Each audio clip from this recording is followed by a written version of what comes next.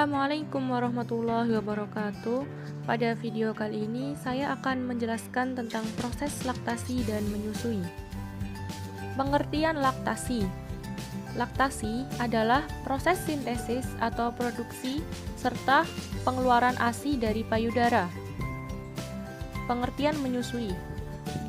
Menyusui adalah proses anak mendapatkan air susu melalui cara menyusu atau menghisap payudara ibu. Pengertian ASI atau air susu ibu. ASI adalah cairan yang disekresikan oleh kelenjar payudara ibu berupa makanan alamiah atau susu terbaik bernutrisi dan berenergi tinggi yang diproduksi sejak masa kehamilan. Dikutip dari Wiji 2013.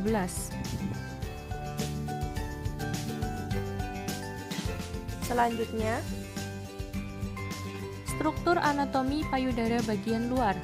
Yang pertama, korpus atau badan payudara.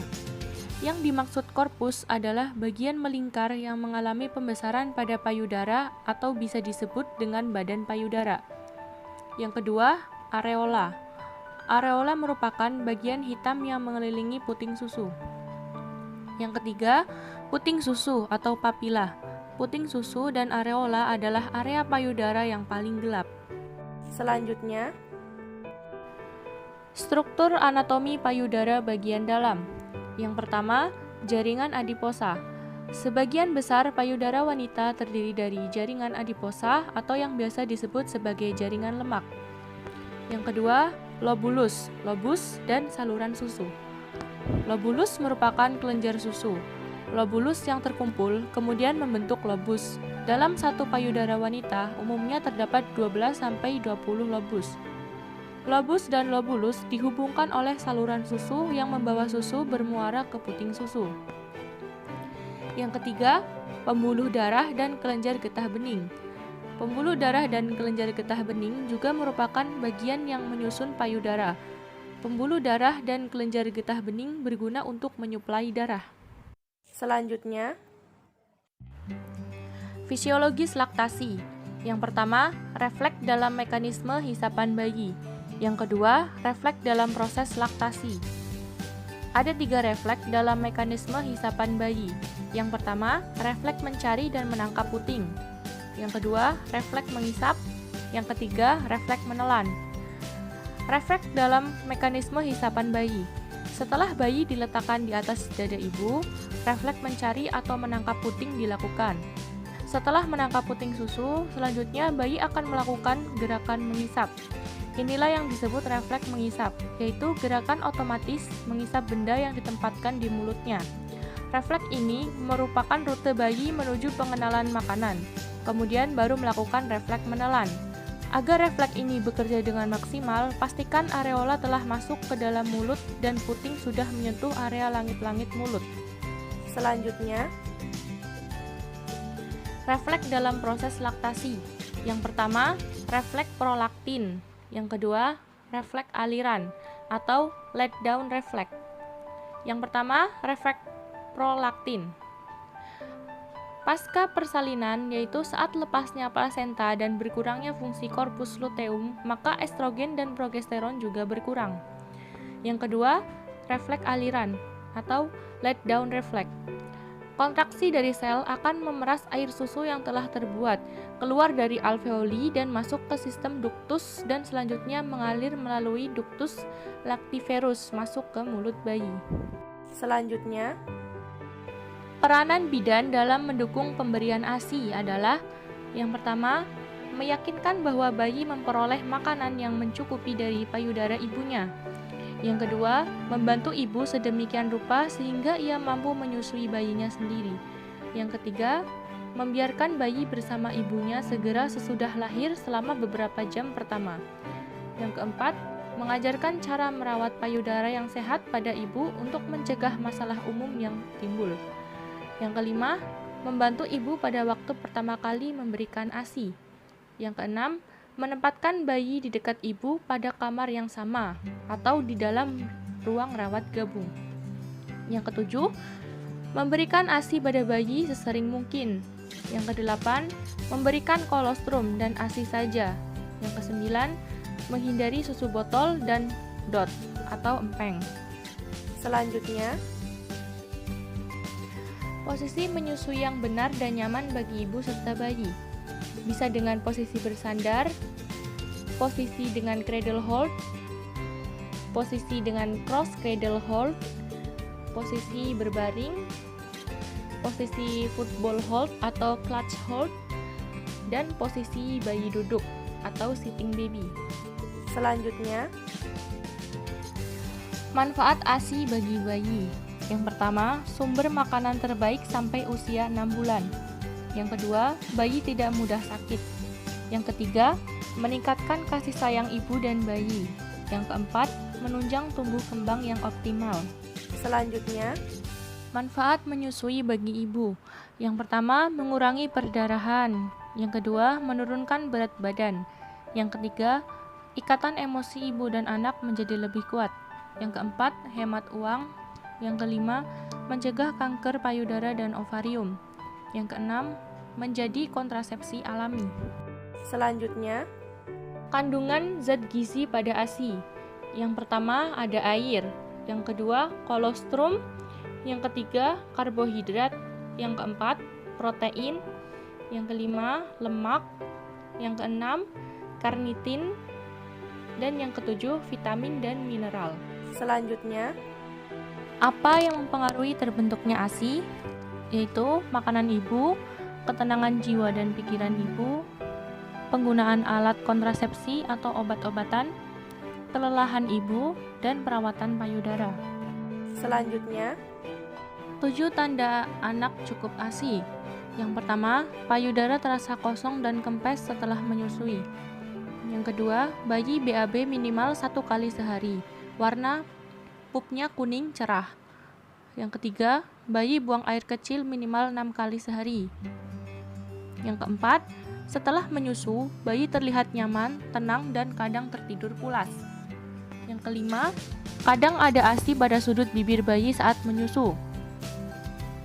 Yang keenam, dagu bayi terlihat bergerak naik turun saat mengisap ASI.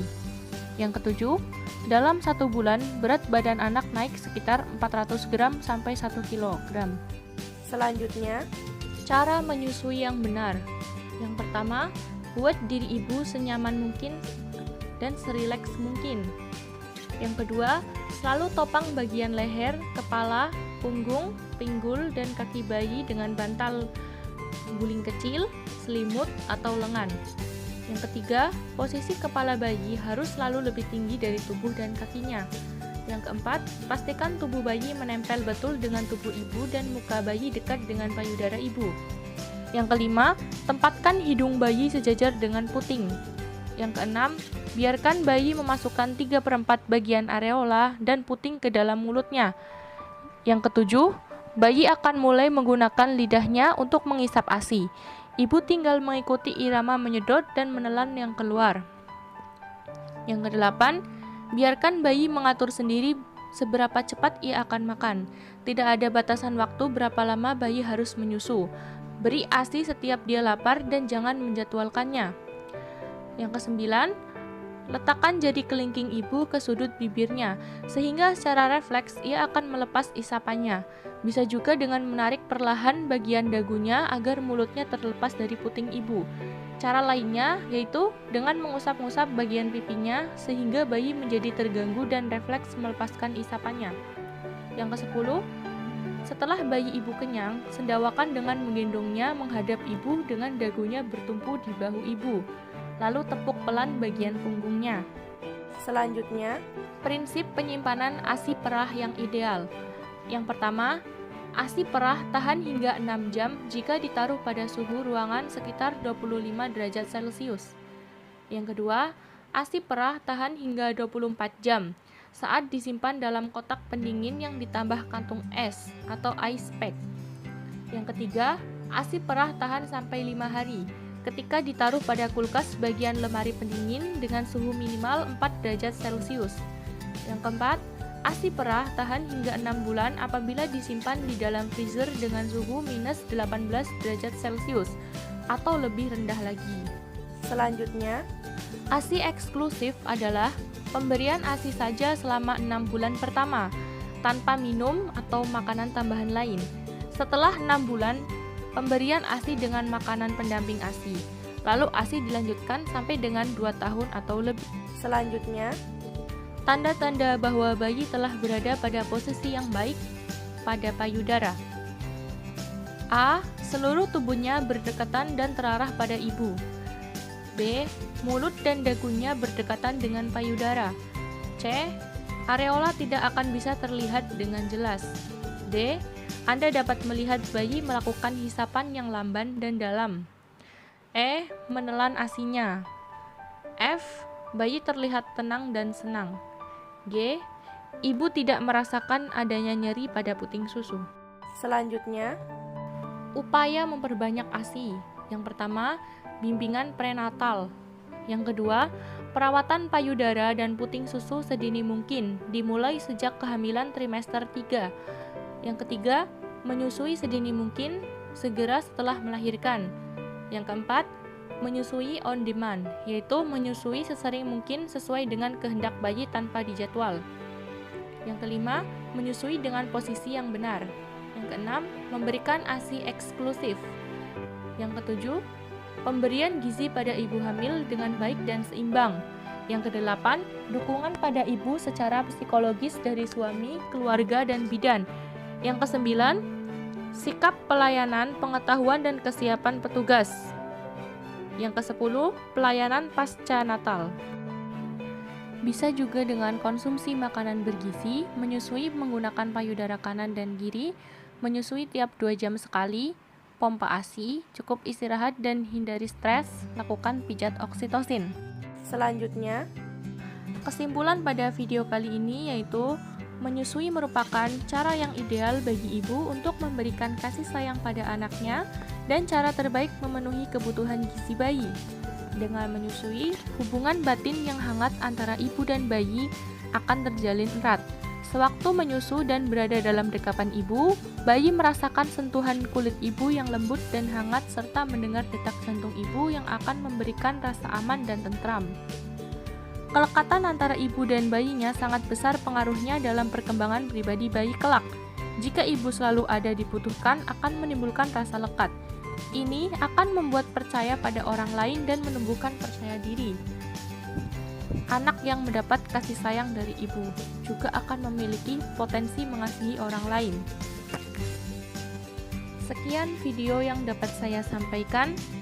Semoga video ini bermanfaat bagi kita semua. Wassalamualaikum warahmatullahi wabarakatuh.